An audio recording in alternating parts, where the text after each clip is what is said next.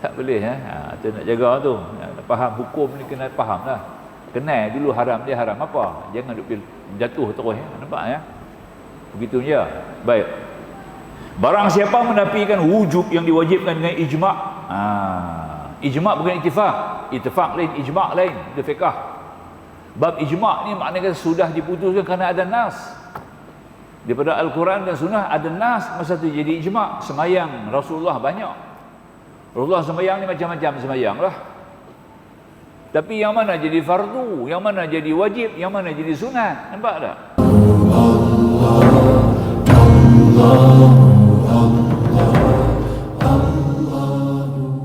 Kita lanjut pada kitab Faridah ke surat 46 ya. Kewajiban bagi orang yang mukallaf. 46 insya-Allah. Sesudah kita melalui yakni percaya kepada Rasul, masuk kepada kewajiban bagi orang yang mukallaf. Wajib ke atas setiap orang yang mukallaf. Pertama, ia mengerjakan setiap yang difardukan ke atasnya dan tidak mengerjakan apa yang diharamkan ke atasnya. Maka wajib ke atasnya menyuruh dengan mengerjakan yang ma'ruf dan menegah daripada mengerjakan yang mungkar, walaupun ia sendiri sedang mengerjakan perkara mungkar yang sama seperti orang yang hendak ditegahkannya. Maka wajib kata orang yang berzinah, orang yang berzinah menegahkan orang yang berzina seumpamanya. Walaupun dia duk buat kerja tu, namun dia tetap kena menyeru juga ya, menjalankan urusan amar ma'ruf nahyu munkar adalah kewajiban bagi setiap individu, bukan kelompok, bukan puak, bukan kumpulan, bukan jamaah. Wal takum minkum ummatu yad'una ilal khair wa ya'muruna bil ma'ruf wa yanhauna 'anil munkar. Al-Quran sebut. Ya. Jadi maknanya disuruhkan wal takum minkum, minkum min mengikut tata bahasa Arab min, mim nun tu adalah min al-bayyinah, dia kata min al-bayyinah ni memberi arti tiap-tiap individu, bukan minkum tu memberi arti sebahagian jemaah, setengah buat, setengah dakwah, setengah tak payah. Min ni adalah mengikut Syekh Mahmud Shaltut, Rektor Al-Azhar. Min adalah min al-bayyinah, memberi arti tiap-tiap individu. Kerana ditafsir oleh ayat lain, ud'u ila sabil rabbika bil hikmati wal mau'izatil hasanah wajadiluhum billati hiya ahsan. Ud'u ila sabili, ayat ini menunjuk kepada tiap-tiap individu, serulah kepada jalan Tuhanmu. Menyeru manusia kepada jalan Tuhan. Ada orang duduk ada atas jalan, ada orang di tepi jalan, ada orang separuh jalan, ada orang tak jumpa jalan, nampak? Maka tu tiap-tiap individu disuruh menyeru kepada jalan Tuhan. Jalan Tuhan ni as-sirat al-mustaqim. Itu yang paling penting yang kita minta dalam sembahyang, paling minimal 17 kali sehari semalam. Di ayat lain Tuhan sebut kuntum khaira ummatin ukhrijat linnas ta'muruna bil ma'ruf wa tanhauna 'anil munkar wa tu'minuna billah. Ayat lain pula, kuntum, kamu, kata Allah, umat Islam, umat Nabi Muhammad sallallahu alaihi wasallam, sebaik-baik umat yang dikeluarkan daripada bangsa manusia. Manusia banyak agama, banyak pahaman, banyak ism, banyak doktrin, banyak pegangan. Tapi di antara yang terbaik, ukhrijat linnas ta'muruna bil ma'ruf, yang menyeru kepada ma'ruf, yang mencegah kepada munkar, atas dasar wa tu'minuna billahi, beriman kepada Allah Subhanahu wa taala. Ini berarti imannya tiap-tiap orang. Kata Nabi lagi, balighu anni walau ayah, sampaikan kepada itu walaupun satu ayat. Kamu kena sampai. Ini berarti bahwasanya amaran amar ma'ruf nahi munkar itu adalah penting. Bani Israel Yahudi yang ditimpa laknat kepada mereka, antara yang mana mereka itu ditimpakan laknat oleh Allah Subhanahu wa taala kerana mereka tidak menjalankan urusan amar ma'ruf nahi munkar.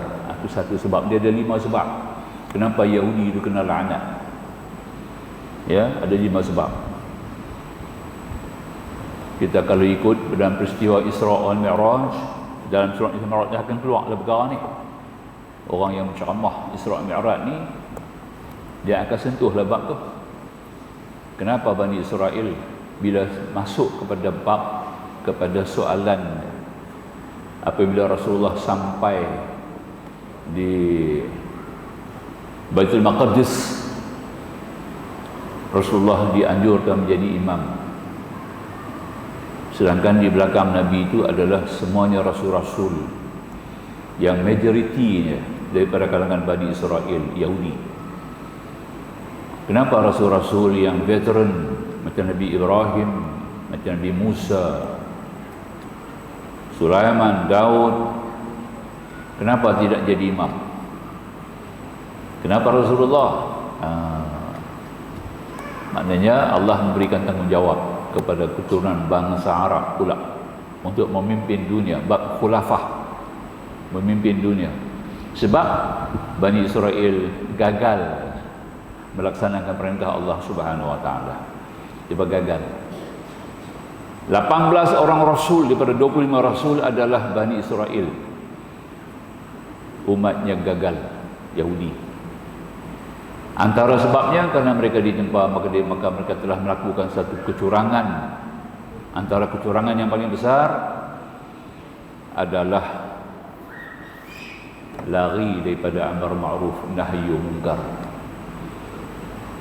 Bahasanya mereka bersekongkol pula dengan orang-orang yang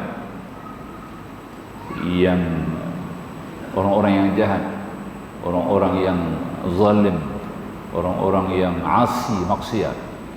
Maka itu turun laknat kepadanya. Ya, satu sebab turun laknat, maka mereka dilaknati oleh Allah kerana tidak melakukan amar ma'ruf nahi munkar. Maka itu kita berkewajiban, umat Islam kalau dah tak sampai bab ni, tidak menjalankan urusan ma'ruf nahi munkar, tidak heranlah akan ditimpa juga laknat daripada Allah Subhanahu wa taala. Faham ya? Ini inti antara dalam kisah Isra wal Mi'raj ni, inti inilah nak ditekankan. Jadi dalam bab ni kita baca sekarang ini, walaupun orang tu dia maksiat, dia berzina, tapi dia mesti cegah orang lain berzina. Walaupun dia minum arak, maka dia kena cegah orang lain jangan minum arak. Walaupun dia berjudi, maka dia kena seru juga orang lain meninggalkan judi. Tentang amar ma'ruf nahi munkar mesti dijalankan. Keadaan peribadi dia, apa aja, bagaimana keadaan dia, itu bab lain. Itu penting. Orang lain pula akan seru dakwah kepada dia. Ya, itu di antara yang dimaksudkan di sinilah. Penting ya, amar ma'ruf nahi munkar itu sangat penting. Baik. 2, memelihara kuliah yang 6. 6 kuliah. Yang 6 perkara ni kita kena jaga. Pertama, memelihara agama, memeliharakannya supaya tidak terjadi kafir, tidak mencederakan segala yang wajib dan tidak melakukan segala yang haram.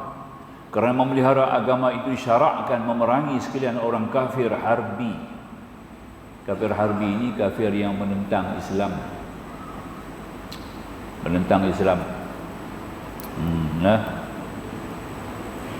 Kerana memelihara dan yang murtad yang menyediakan apa yang termampu oleh kita daripada segala kekuatan pentadbiran yang dapat menolak kejahatan mereka daripada individu sampai kepada pihak pemerintah, wajib melaksanakan.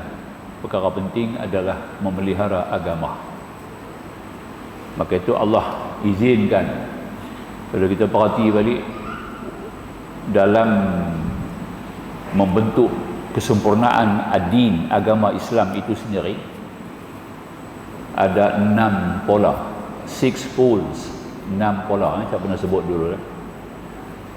Pola ni pool lah ya, orang putih kata pool 6 poles, 6 pola untuk bentuk agama. Allah berikan 6 perkara ni kepada kita kerana Islam.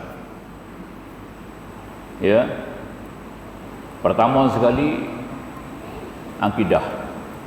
Soal penting. Agama yang kita kena jaga paling penting sekali adalah akidah. Akidah. Kita hidup ni U-turn, akan patah balik kepada Allah. Confirm tiap-tiap yang hidup akan mati. Mati kerana untuk kembali kepada Allah. Dan bila kembali kepada Allah, tak mati dah. Maka untuk mengesahkan, ya, transit kita buat sementara di bumi, di dunia ini, mabit, Arab kata mabit. Kalau orang buat kerja haji mabit Muzdalifah. Orang buat kerja haji mabit Muzdalifah, sekejap, berlaku pada waktu malam. Apa dia punya hikmah dia? Nak beritahu kata kita kehidupan dunia ini sementara, sebagai singgahan. Dan dunia ini adalah unsurnya gelap. Kita kena cerahkan. Gelap dengan segala bentuk kemungkarannya, kesyirikannya, kejahilannya. Jadi kita kena bangunkan, kita kena hidupkan, kita kena bangunkan cahayanya. Sebab tu Allah Ta'ala kata, Allahu waliyul ladzina amanu yukhrijuhum minaz zulumati ilan nur walladzina kafaru awliya'uhumut taghutu yukhrijunahum minan nuri ilal zulumat ulaika ashabun nari hum fiha khalidun. Al-Baqarah ayat 256, sesudah ayat kursi. Ini kan Allah yukhrijuhum, yang mengeluarkan orang dalam kegelapan kepada cahaya, yakni wali-walinya, hamba-hambanya yang terpilih. Allah Ta'ala keluar daripada kegelapan kepada cahaya. Sedangkan orang-orang kafir, kata Allah, mereka ini daripada cahaya masuk kepada kegelapan. Gelap. Terbalik kan? Jadi makanya kita Muzdalifah ni kita kena lakukan. Muzdalifah bermalam, dia kena ada malam. Nak amalkan perintah wajib Muzdalifah tu kena berlaku pada waktu malam kan, ya. Ini bererti bahawa singgahan kita sekejap ke dunia ni untuk kembali kepada Allah. Kenapa singgah sekejap tadi ini? Untuk membentuk peribadi seorang mukmin, seorang hamba Allah. Kita kena jadi hamba Allah, bukan jadi hamba dunia. Dia hantar sekejap ke dunia, jadi hamba dunia, lingkup kita, ya.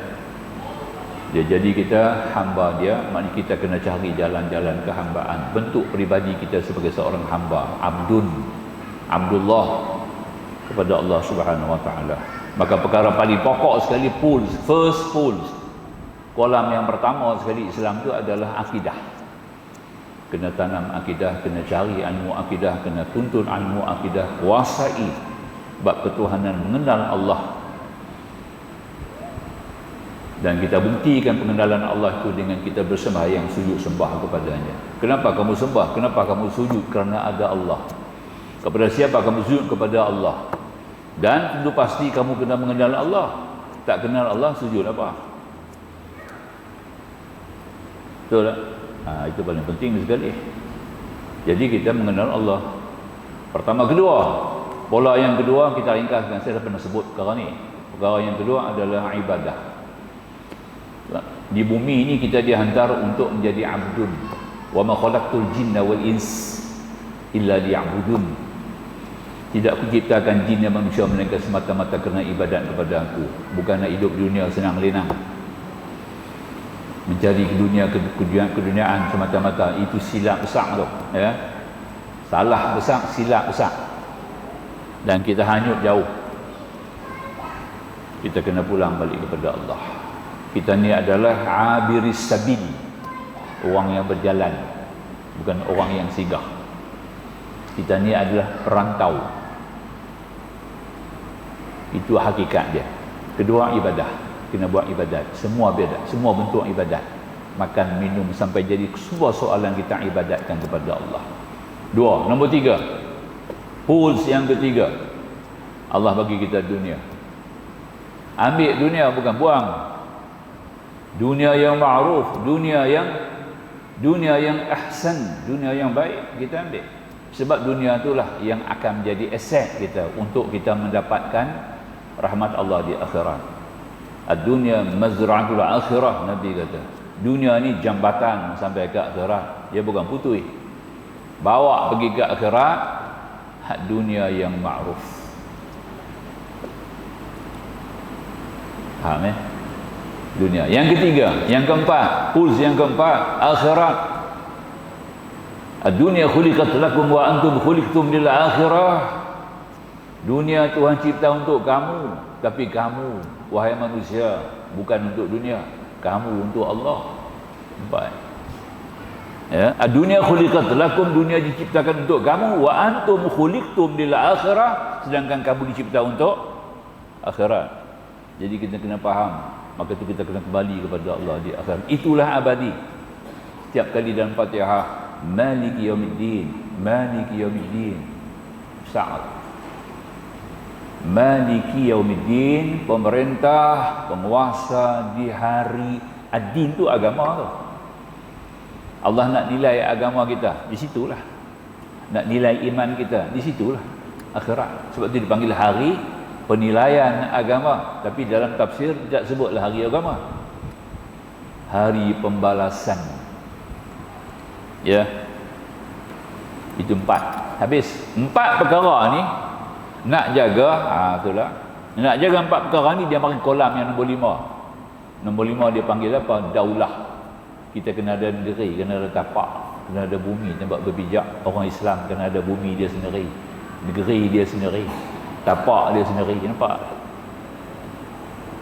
Dah ada tapak, kena ada masjid pula. No. Itu daulah kita panggil. Daulah. Masjid tu adalah daulah. Bumi kita pakai perjak ni adalah daulah. Tak ada daulah kita nak amal Islam macam mana? Sebab tu Rasulullah kena hijrah. Rasulullah cuba nak bawakan Islam di Makkah.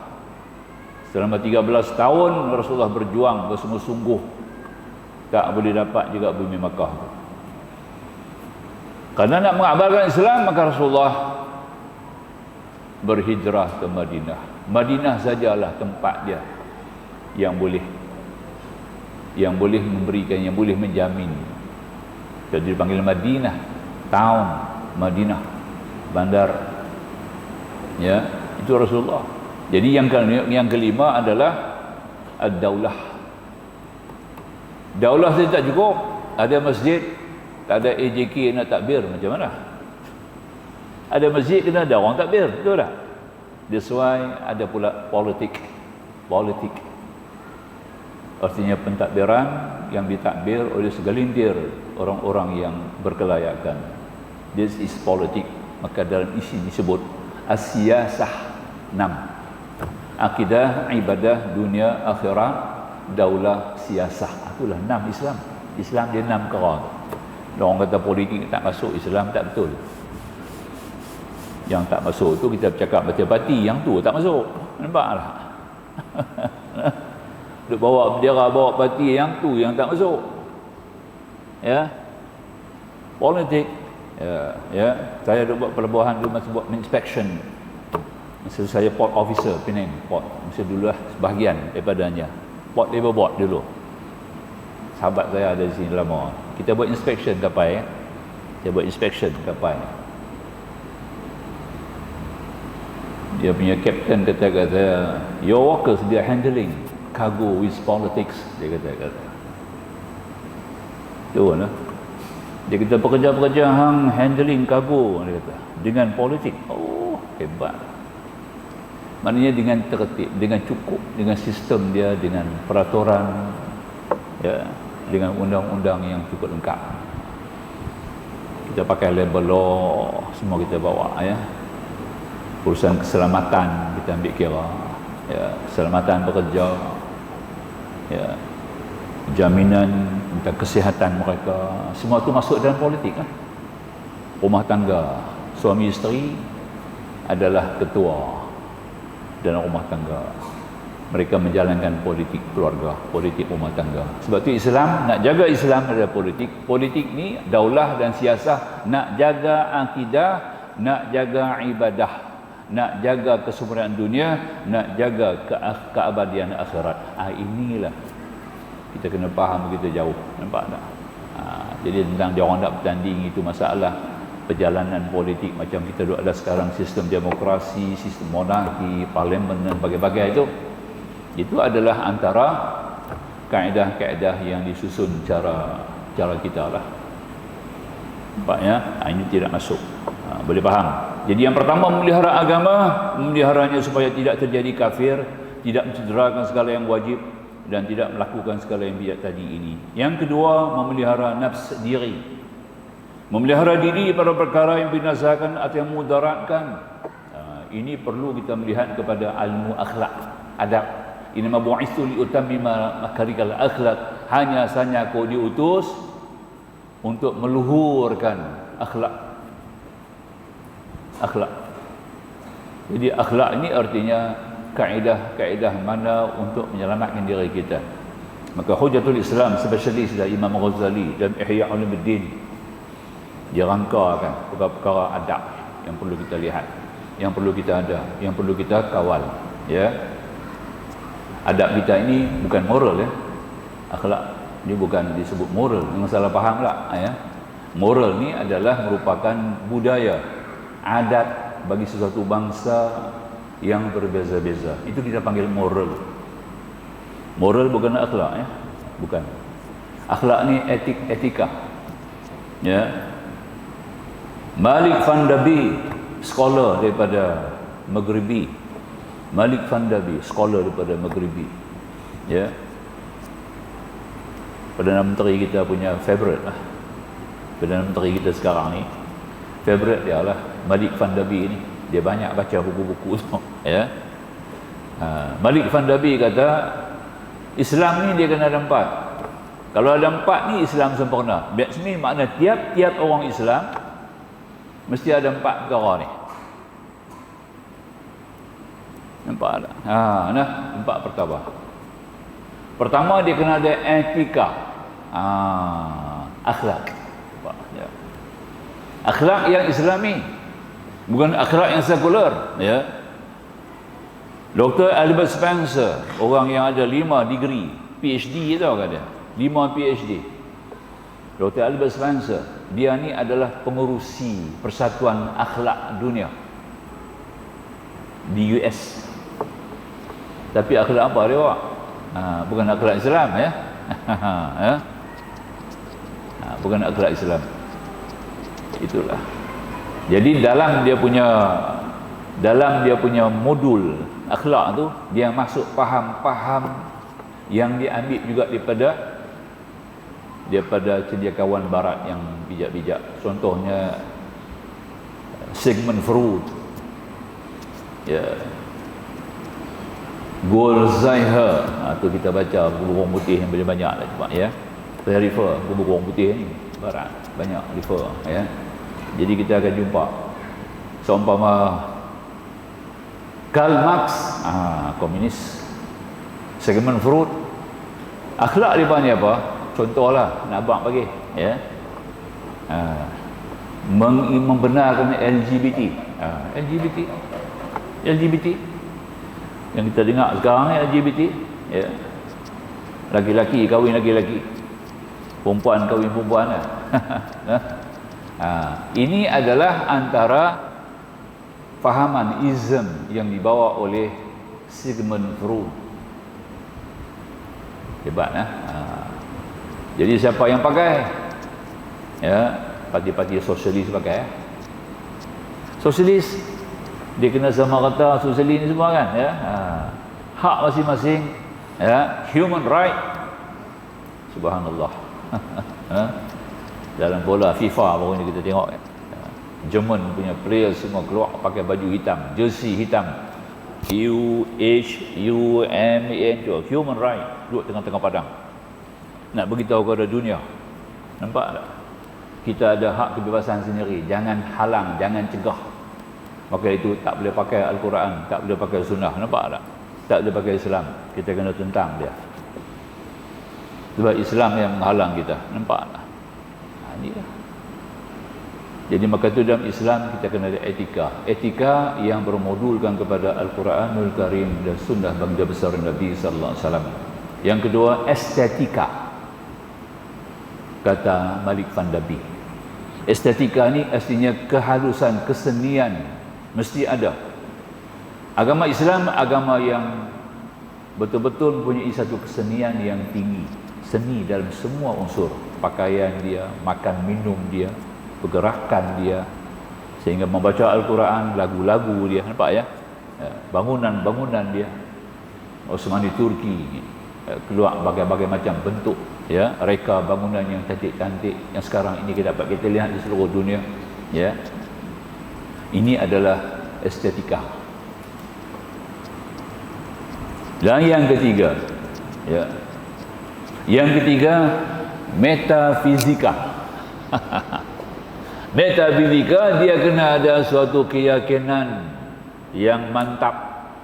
Keyakinan inilah yang menjamin dia untuk bertemu, dapat berjumpa dengan Allah dan dapat rahmat Allah dan boleh masuk syurga.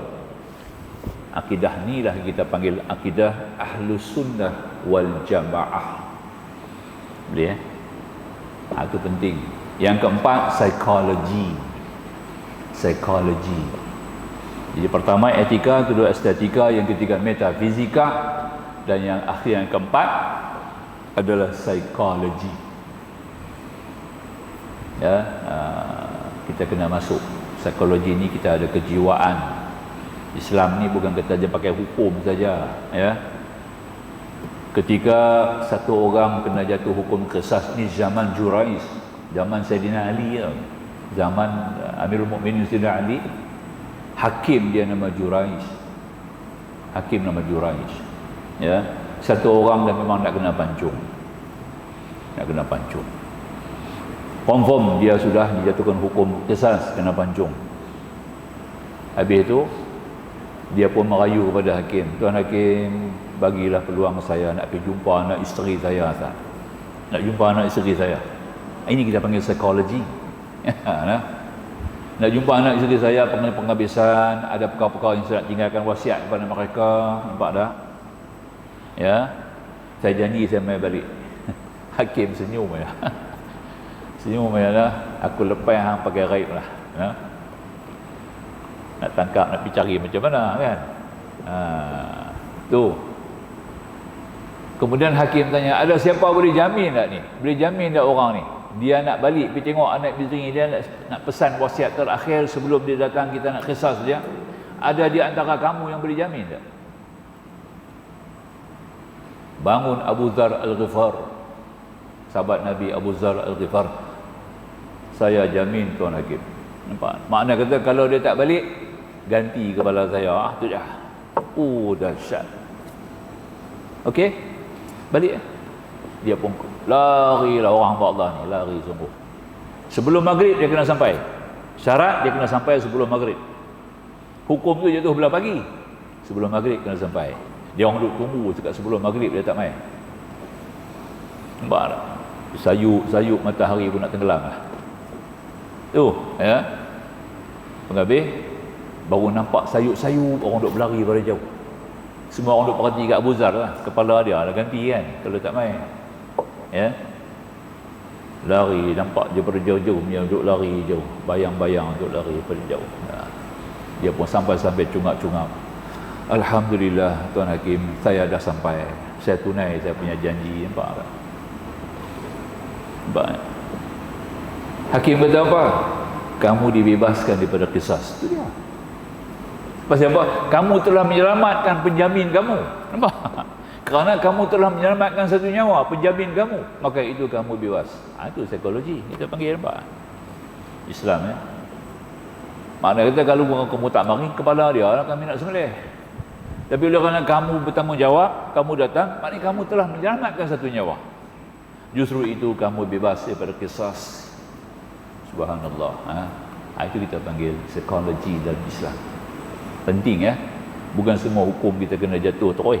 Tengok keadaan dia, suasana ya. Macam juga seorang hamba yang mencuri harta tuan dia sendiri, tuan yang mari mengadu kepada Umar. ngadu kepada Umar.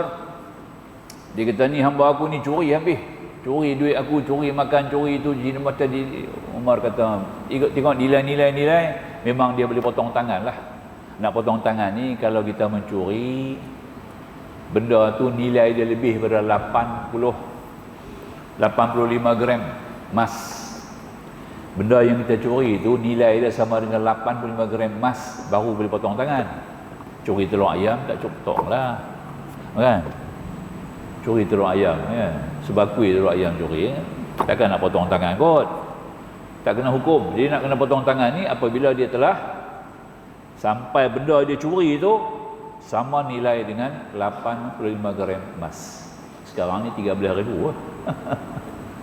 Mana 13,000 punya benda dia curi pun potong tangan. Ini Islam, bukan tak? Bukan kita curi dia potong. Jadi kalau kurang pada tu, dia pakai hukum ta'zir. Ta'zir ni hukum pemerintah sendiri lah. Jil 3 bulan ke. Itu panggil ta'zir. Islam punya kebah. Tu Umar tanya balik, pasal apa orang hang punya hamba ni curi? Pasal apa? Mesti ada sebab. Pasal hang tak bagi makan dekat dia. Nampak tak? Jadi punca yang dia boleh curi itu kerana kamu. Jadi sepatutnya aku potong tangan kamu, bukan potong tangan dia. Tu dia. Nampak tak? Sebab kamulah yang menyebabkan dia mencuri. Hari ini aku maafkan kamu. Dan kamu bebas, tak kena hukum potong tangan. Nampak tak? Pasal Tuhan kamu yang menyebabkan kamu begini. Ya, itu kita pakai psikologi. Ya. Sekali lagi kalau berlaku juga ada aduan bahawa orang hamba kamu mencuri, sah itu ada kesalahan kamu, akan aku potong tangan kamu. Nampak? Itu dia. Ini Umar. Itu kita panggil dalam Islam, dia panggil psikologi. Sambunglah kita baca ni ya. Baik. Itu memelihara nafsu lah, nafs kita baik. Kemudian yang ketiga, memelihara akal. Islam jaga akal, memelihara akal daripada menghilangkannya atau mencederakannya lah. Akal paling penting sekali. Satu komponen kerohanian yang paling penting pada diri manusia ni akal. Kita ada 6 komponen. Kita ada 6 komponen kerohanian, tuan-tuan dan puan-puan. Jangan lupa, kerana 6 ni lah Allah perintah para malaikat sujud kepada Adam. Nampak ya? Kerana 6 ni lah malaikat kena sujud kepada Adam. So malaikat tidak ada anasir ini. 6 komponen kerohanian sudah pernah sebut juga. Yang pertama akal, duduk di atas.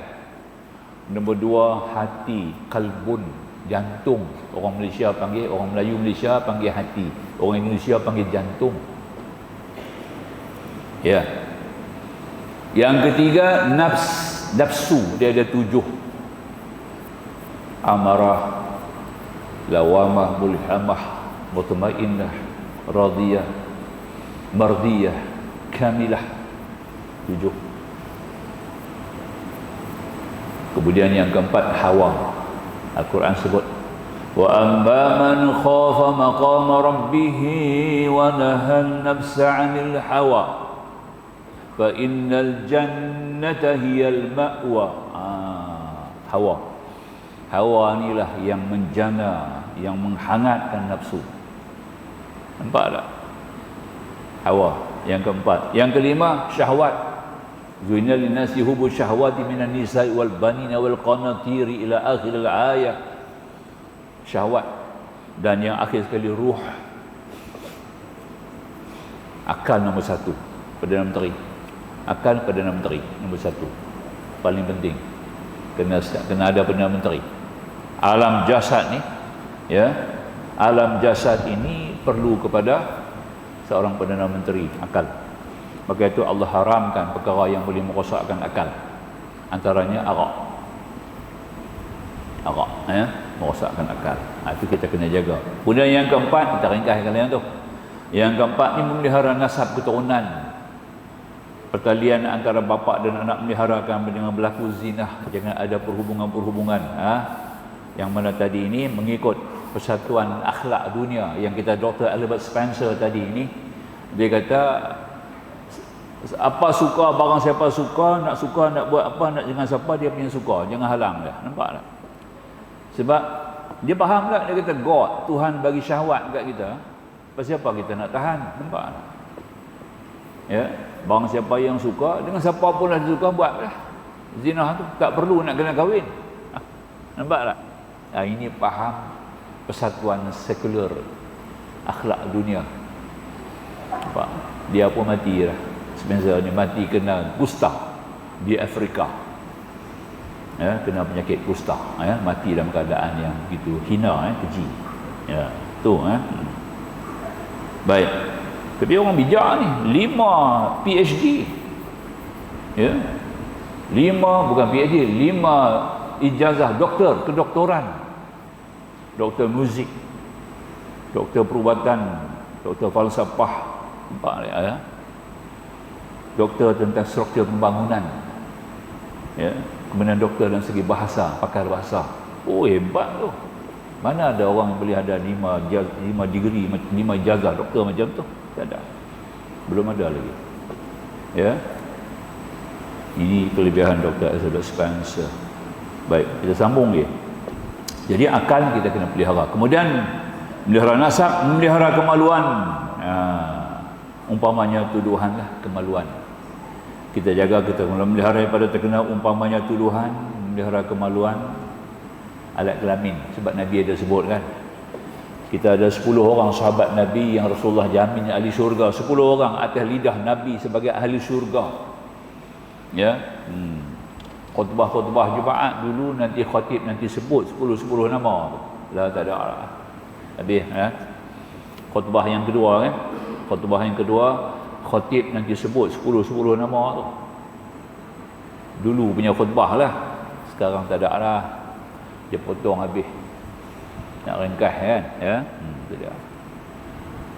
Nabi jamin, kita pun teringin juga lah kalau Nabi jamin kita ya. Untunglah di 10 orang ni Nabi jamin ahli syurga, ya. Silakan muazzin dengan segala hormat mengumandangkan azan, silakan. Tafadhal bil uzun insyaallah. Sambung ya insyaallah.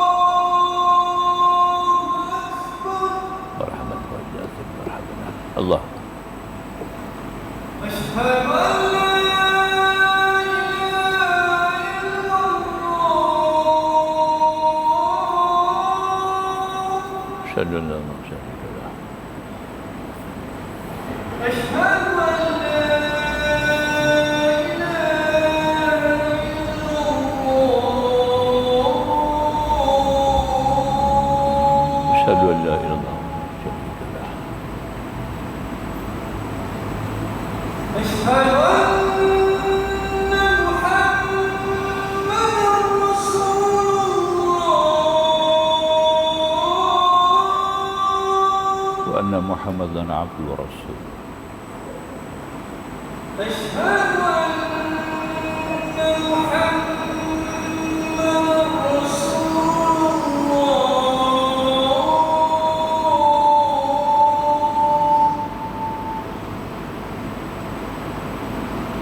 Hayya 'alas salat.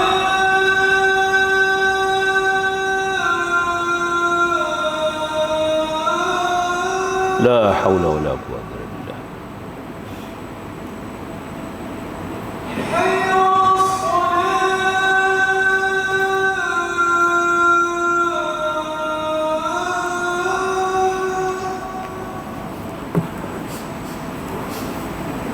Hayya 'alal falah.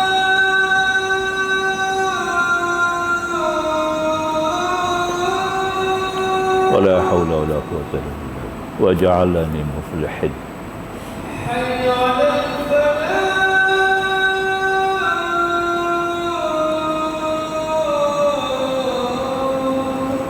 لا الله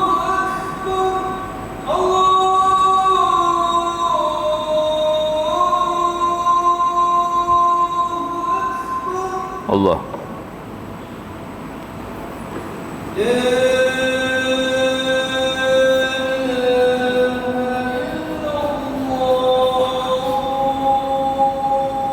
ilaha illallah Muhammadur Rasulullah. Allahumma rabbana kitabaka sayyidina Muhammadan wa syarafa wa darajat al-'ali rafi'a wa ya nabi wa anta akhir rahim. Alhamdulillah wa salatan wa salaman ala rasulillah wa alihi wa sahbihi wa man nasurahu wa wala. Memelihara kemaluan ini kita sebut tadi, Rasulullah menjamin 10 orang sahabat baginda atau lidah baginda sebagai ahli syurga. Kita pun teringinlah juga umat, tapi siapa nak jamin dia? Rasulullah nak jamin? Ada Rasulullah jamin juga. Rasulullah kata, aku jamin kamu masuk syurga. Itu dia. Kamu kena jaga 2 perkara. Kamu boleh jaga 2 perkara ni, pelihara 2 perkara ni, 2 anggota lah sebenarnya. Dan aku jamin kamu masuk syurga. Pertama, antara 2 janggut mulut lah, misai dengan janggut. Dia kata antara 2 janggut. Kedua, antara 2 paha, kemaluan. Pertama jaga mulut, kedua jaga kemaluan.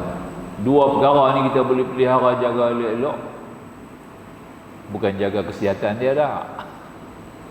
Lah, jaga supaya tidak jatuh dalam kancah dosa maksiat. Mulut tu saja, mengikut Imam Ghazali, antara anggota yang paling banyak terlibat dalam kesalahan. Dia panggil afatul lisan. Ada 19 perkara. Dia ada kecacatan lidah. Kalau banding anggota lain, lidah lah paling teruk sekali. Dia terdedah kepada 19 perkara. 19 perkara kecacatan lidah. Na'udzubillah. Yang kedua, kemaluan. Sebab tu Tuhan sebut dalam Quran, ada 2 tempat karakter, sifat orang beriman kepada Allah. Walladzina hum 'anil lahwi mu'ridun. Lahwi mu'ridun, yakni mereka orang yang beriman tadi ini daripada perkara yang sia-sia mereka jauhkan. Jauhkan sia-sia yang nombor 1 beri mulut lah, sembang kosong. Dia buat apa long saja, sembang-sembang kosong. Yang ni tak boleh, nampak tak? Ya, macam dalam TV banyak hari ni kan, banyak nyanyi, konsert, ya, lawak, ya. Itu semua lara mulut lah tu. Itu semua sia-sia, nampak ya? Menyanyi, hiburan, konsert, lawak, raja lawak, all that, ya. Ya. Kita pun mendengar, tengok, kita pun kenal sama. Kita tak cakap, tapi kita raikan orang yang buat lara ni, kita pun kena lara sama. Nampak? Itu nak kena jaga. Islam dia tak akan buat kerja yang sia-sia. Seperti mana Allah juga tidak lakukan apa dengan sia-sia. Rabbana ma khalaqta hadza batila. Kita sebut dalam Quran, ya Tuhan kami, tidak Engkau jadikan tiap satu ini dengan sia-sia, bukan dengan hanya sebab. Semuanya ada sebab. Fa hasibtu annama khalaqtum abasa. Apakah manusia mengira bahawa mereka itu tidak akan ditanya oleh Allah, tidak akan kembali kepada Tuhan? La, jangan salah faham, ya. Maka dengan kerana itu kita jaga mulut. Ada perkara kita bercakap, tak ada perkara kita diam. Ada perkara yang patut kita kena bercakap, tegur. Patut kena tegur. Tapi benda yang patut kita tak buat pula, noh. Yang dia yang salah kita, ya. Kemaluan kita sebut lagi. Walladzina hum li furujihim hafizun ila ala azwajihim aw ma malakat aymanuhum fa innahum ghairu malumin. Fa man yutagha wara dzalika fa ulaika humul aadun. Ayat tu juga. Orang yang beriman ni dia akan jaga kemaluan dia. Nampak? Melainkan kepada pasangan isteri suaminya atau kepada hamba-hamba yang dia miliki dengan tangan kanan dia sendiri. Nampak? Ya, kalau dia cari lain pada itu, maka dia telah melakukan suatu kejahatan, suatu permusuhan. Dikaca hak orang jadi musuh. Nampak? Ya. Ini dia antara perkara yang kita kena ambil faham. 2 perkara lah. Jadi jaga kemaluan, ya, penting sangat-sangat. Lepas kita doa, bila kita bersih, kita basuh kencing, kan? Ya. Allahumma hasin farji, minta supaya cantik kemaluan kita. Sempurna, indah. Allahumma hasin farji wa tahhir qalbi. dan bersihkan aku punya hati. Nampak tak? Itu doa kan. Tiap-tiap kali lepas suci kena baca lah doa tu, ya. Baca. Boleh baca dalam bilik ayam, tak ada masalah. Dia bukan Quran, ya. Dia bukan Quran, boleh baca. Sambil duduk basuh-basuh bersih itu, Allahumma hasin farji, Allahumma hasin farji wa tahhir qalbi wa jinni fawahish ma dhahara minha wa ma batan. Tu dia. Nampak tak? Tuhan bagi sihat. Sihat semua-semua. Cantik lah. Tu lah. Tak payah makan ubat-ubat apa semua elok baca doa tu Tuhan bagi elok. Bersih.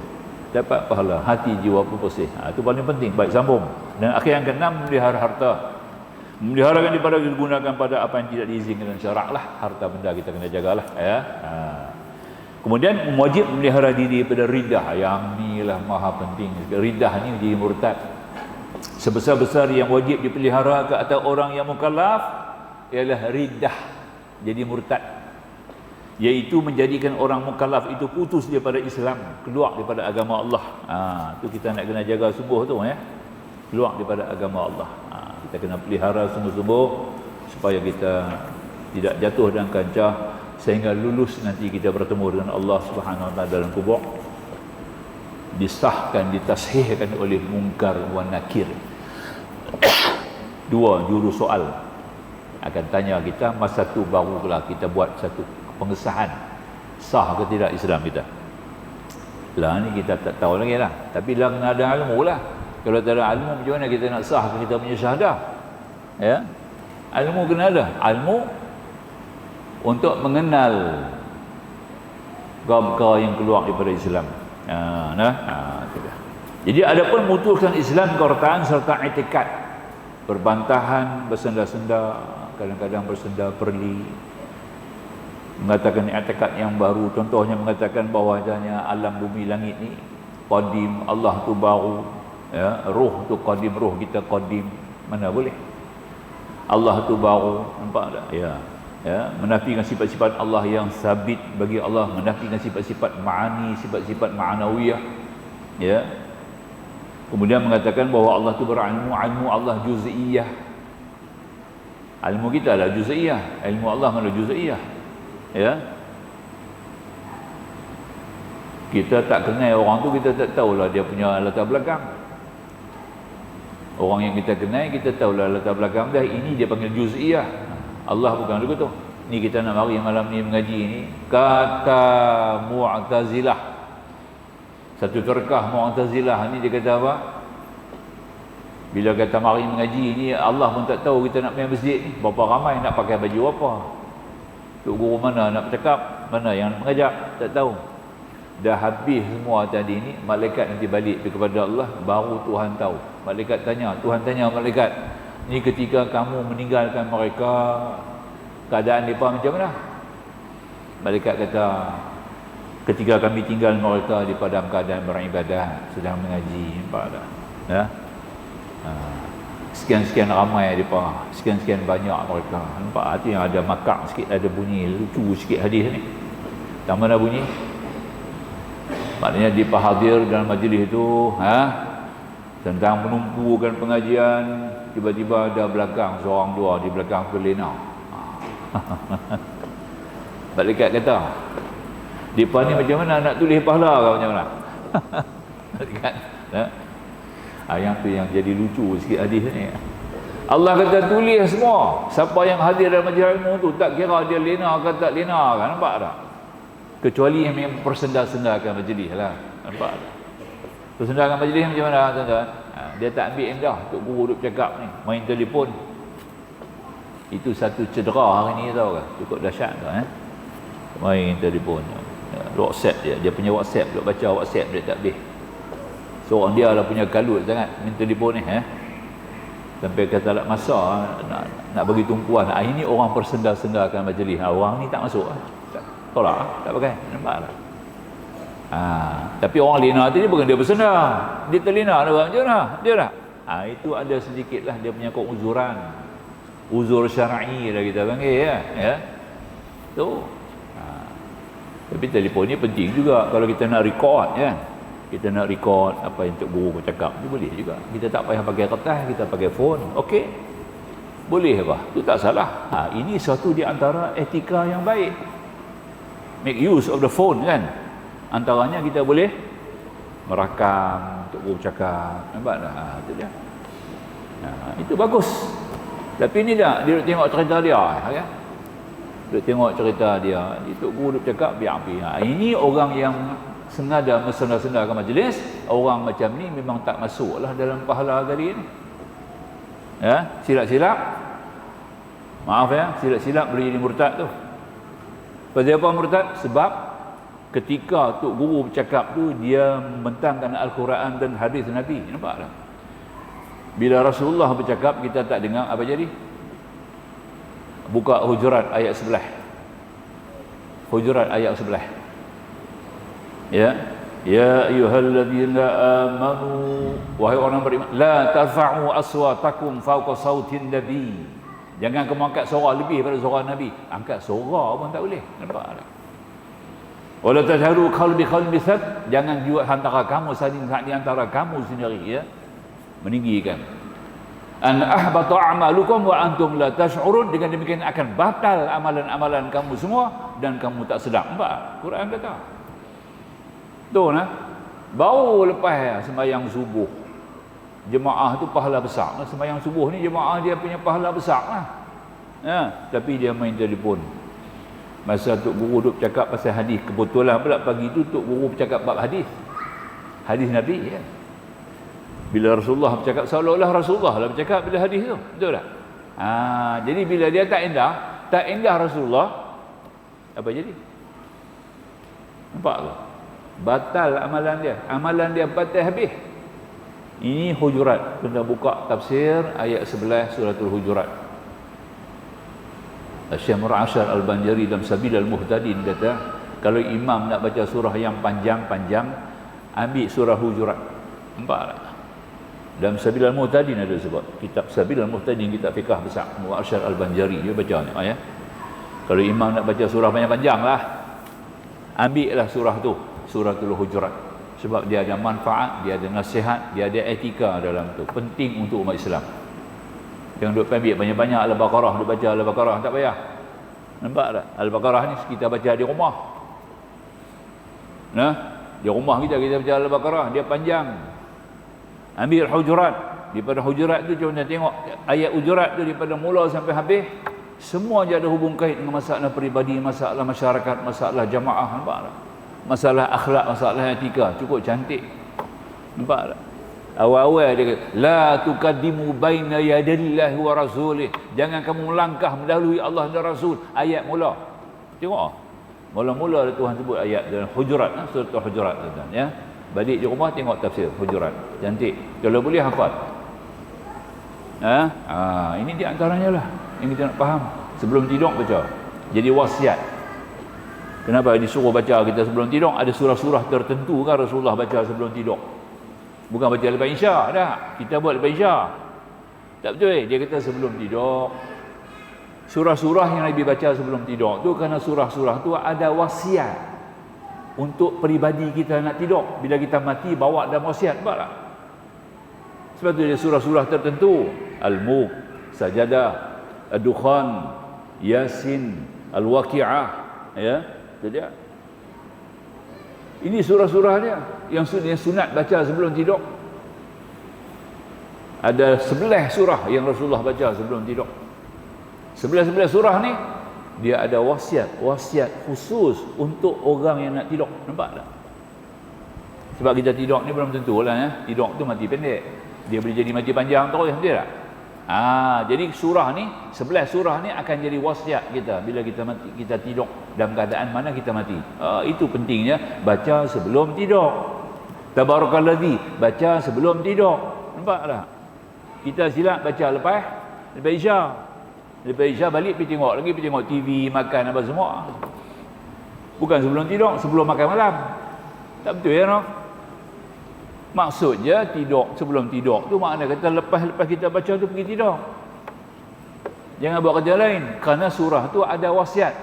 Tabarakalladzi ada 5 wasiat dalam tu. Surah Tabarakalladzi ni ada 5 wasiat dalam tu. Surah Dukhan ada 4 wasiat. Surah Yasin ada 11 wasiat. Tu dia. Nak buat bagi. Nampak tak? Ya, surah Al-Waqi'ah ada 9 wasiat. Dia kena mengaji yang begitu. Saya cek tengok pasal apa Rasulullah baca surah-surah ni. Tanya ulama, cari kitab, buka tengok ada tidak. Rupanya jumpa wasiat penting untuk orang yang nak tidur, kerana tidur tu boleh bawa mati. Nampak tak? Itu kita kena faham tu, ya. Sajalah kita sebut pi. Balik pada tadi, ya. Tentang nak murtad ni, jaga tu murtad, ya. Ini mengikut Syekh Nur Asyad Al-Banjari, dia turut dia kata tadi, ya.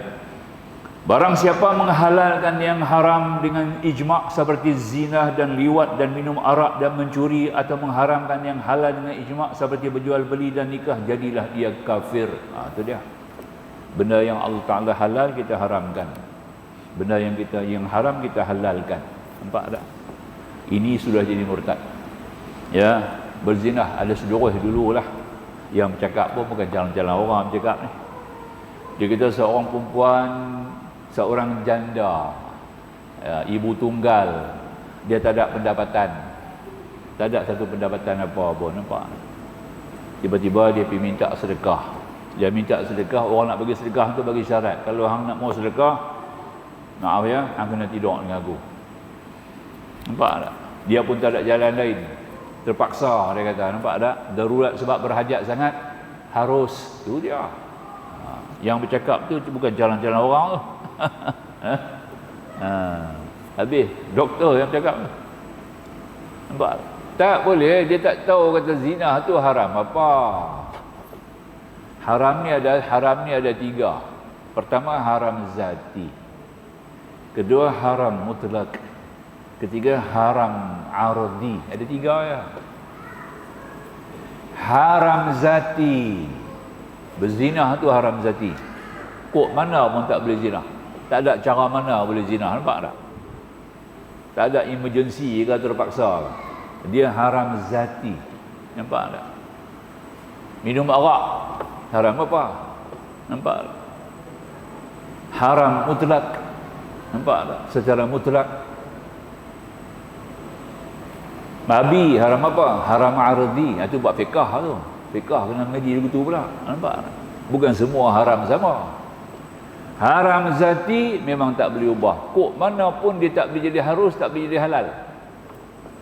Sama ada emergency ataupun dalam keadaan darurat ataupun kecemasan, tak boleh jadi halal. Nampak tak? Haram ardi, babi. Dia asalnya haram.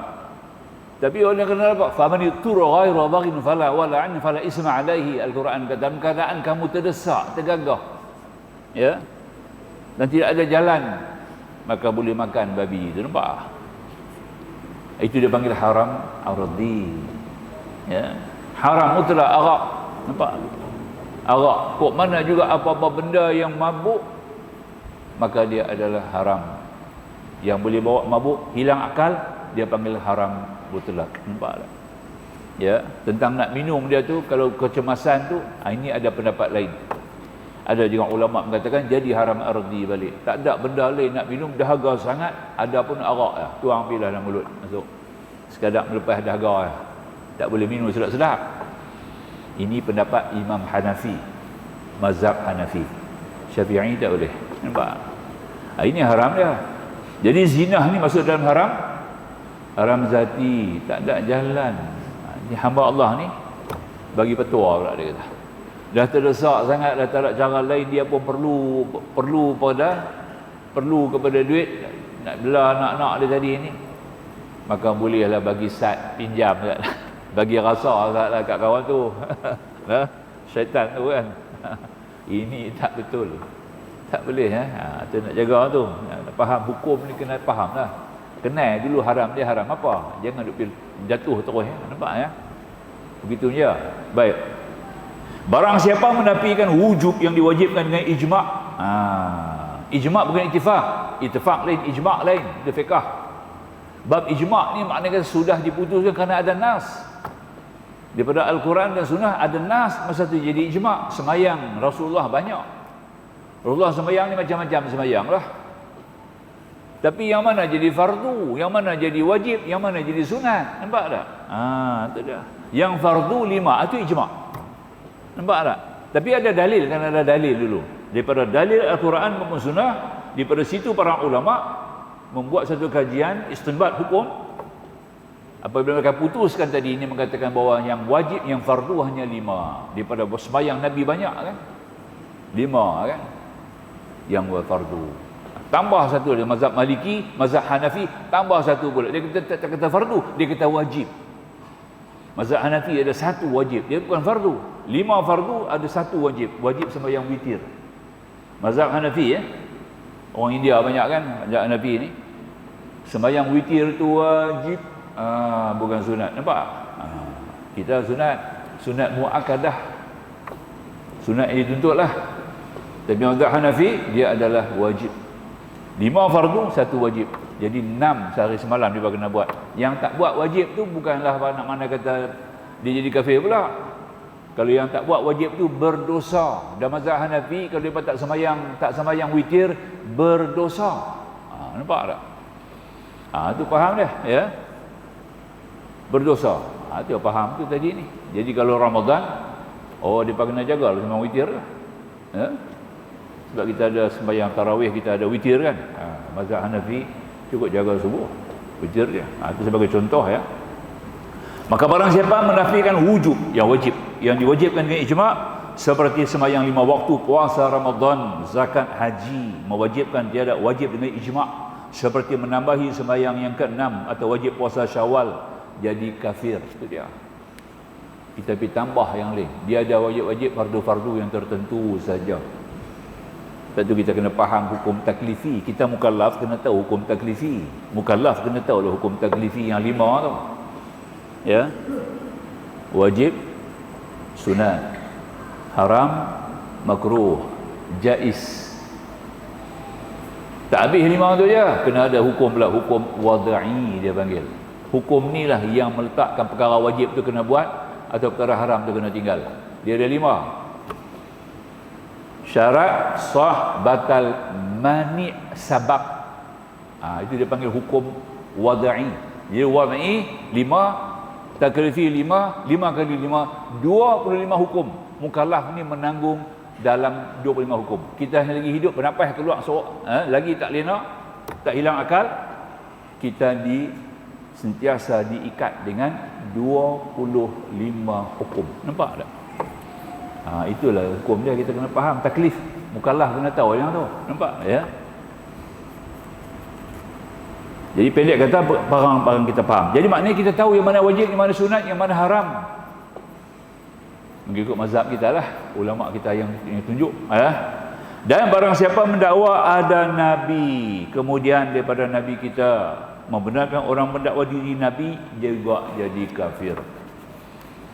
Nabi, ada nabi betina kan, sedoi ya, ada nabi betina dia mengaku jadi nabi, perempuan jadi nabi ya. Al-Quran ada sebut, dalam Quran ada sebut satu wajah,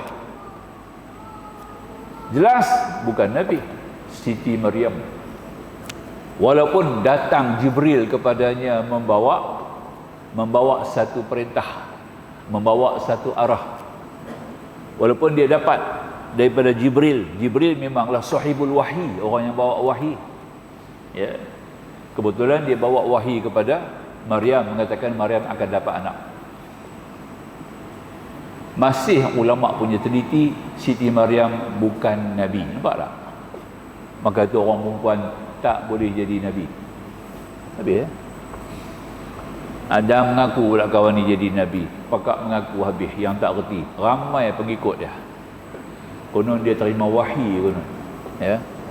Dia tangkap lah, kena tangkap lah. Zoroi lama dah cerita ni, ya. Nauzubillah, jaga, ya. Bila tak boleh nabi, sah, tak boleh jadi imam. Tak boleh jadi imam sembahyang. Hakim boleh. Magistrate boleh. Nampak tak? Ya. Tapi jadi imam sembahyang tak boleh. Jadi wali nikah tak boleh. Nampak? Kalau saksi dia kena 2. Kalau laki-laki seorang dia kena 2. Kalau lelaki 2 dia kena 4. Ini perempuan. Taraf dia. Korang dia punya agama, korang dia punya akal, Nabi kata. Nampak tak? Betul? Korang agama. 1 bulan sembahyang hanya 24 hari. Betul tak? 24, 23 hari sebulan. Tak cukup 30. Betul? Itu korang agama. Macam mana nak jadi Nabi? Ya, kita nak faham tu. Dan barang siapa yang mentasghir satu anggota daripada Nabi, kita kena menghina dia. Nak? Maka jadi kafir. Ni apa duk taruh janggut ni? Nampak tak?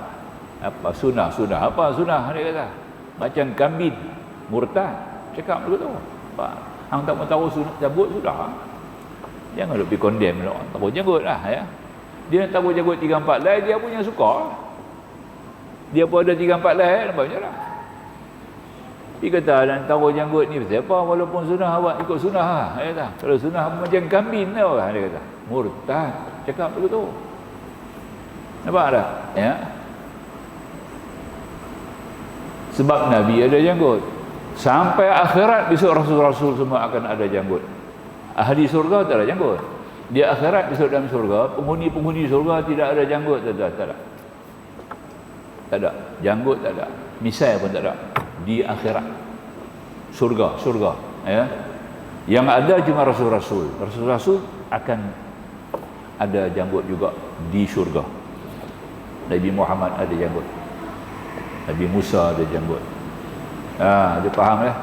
Janggut ni kita jangan faham kata sunnah. Nampak tak? Tapi kalau kita kata dia sunnah, sunnah apa? Sunnah adiyah nama dia. Bukan sunnah muakkadah, sunnah adiyah. Siapa nak taruh janggut, ikut sunnah Nabi. Jangan lebih daripada secekak. Itu cara dah, nampak tak? Itu baru jadi sunnah. Kalau biar sampai ke pusat, ini bukan sunnah. Punah. Faham ya? Itu dah. Dia kena buang lah DNA tu. Tiap-tiap kali bila lebih cekak tu buang dia punya DNA, nampak? Supaya dapat DNA baru. Janggut ni DNA yang paling penting bagi orang lelaki. Kuku orang perempuan. Orang perempuan ni punya DNA kuku lah. Sebab tu kita buat ibadat haji, antara rukun cukup budin, nampak tak? Tak faham buang DNA lama, keluar DNA baru. Tiap-tiap 40 hari paling lama. Kalau boleh tiap-tiap Rabu cek. Tiap-tiap Rabu hari Rabu tau. Every Wednesday. Tiap-tiap Rabu tolong perbetul lah bulu ketiak, bulu hari-hari. Kalau boleh lah cukup bulu ketiak, bulu hari-hari. Nabi suruh cabut. Kacau nak cabut lah. Tak ayat mata keluar. Cukup lah. Bulu ketiak cukup, bulu hari-hari cukup. Yang ni orang perempuan pun boleh buat juga. Every Wednesday. Boleh tak? Tuan-tuan buat tengok ada beza dia. Apa beza? Boleh tengok beza dia. Ya. Budak-budak baru beranak kan kita cukup rambut. Budak-budak baru beranak cukup rambut. Cukup 40 rabu. 40 rabu. 40 rabu. Tiap-tiap yang rabu cukup kepala budak tu. Confirm budak tu jadi orang alim. Budak tu jadi orang alim, confirm. Tak ada cucu tu buat lah. Cucu-cucu baru beranak kan lah. Nak cukur rambut kan? Jangan cukur sekali kan. Cukur tiap-tiap hari Rabu cukur. 40 Rabu lah. 40 Rabu lah. 4 bulan lah. 4 bulan, insya-Allah budak tu jadi orang alim. Ni saya dapat pun daripada modal para habaib daripada Tarim ni.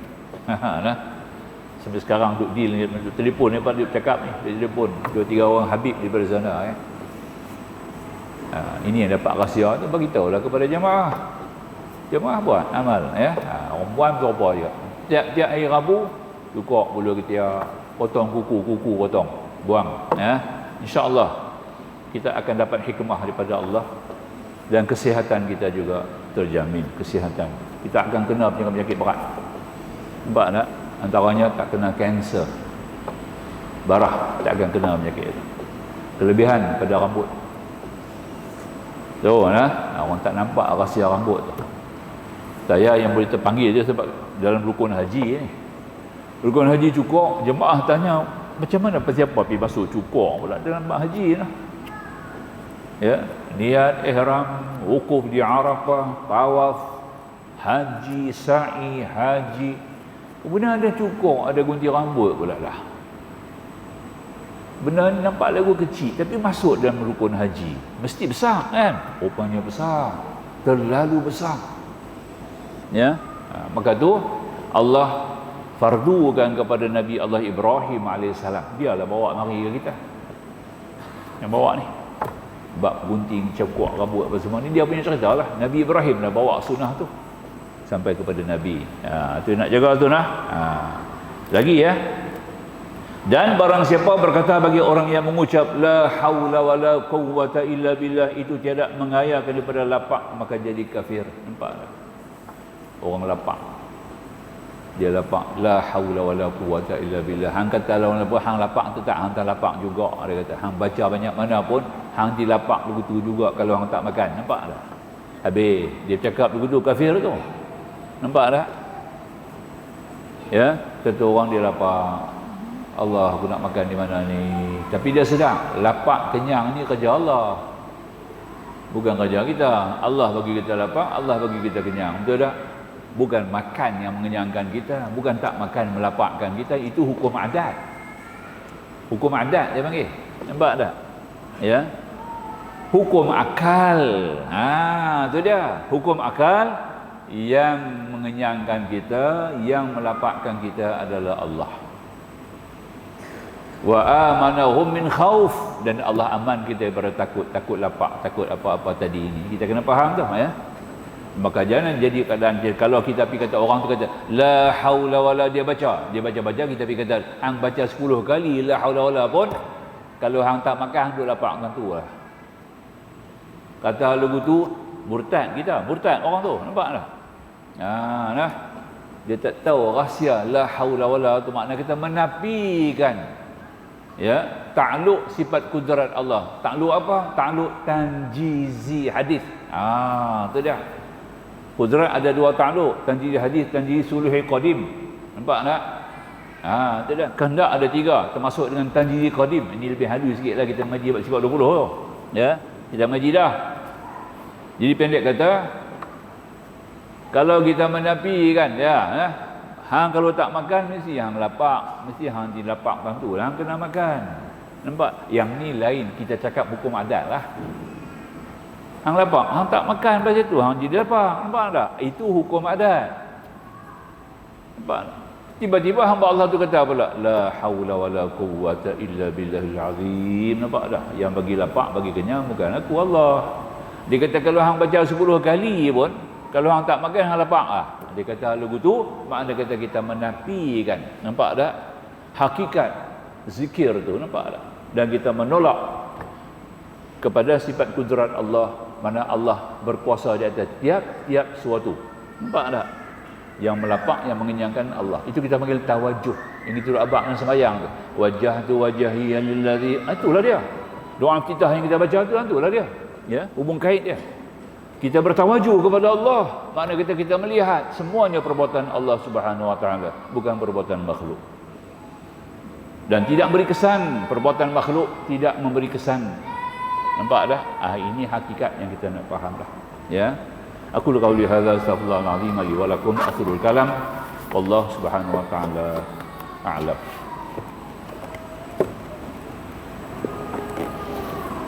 Bismillahirrahmanirrahim. Alhamdulillah wassalatu wassalamu ala Rasulillah wa alihi wa sahbihi ajma'in. Subhanaka la ilma lana illa ma 'allamtana innaka antal alimul hakim. Rabbi shrah lana sudurana wa yassir lana umurana. Rabbana atina fid dunya hasanah wa fil akhirati hasanah wa qina adzabannar. Walhamdulillahil alamin. Assalamualaikum warahmatullahi wabarakatuh.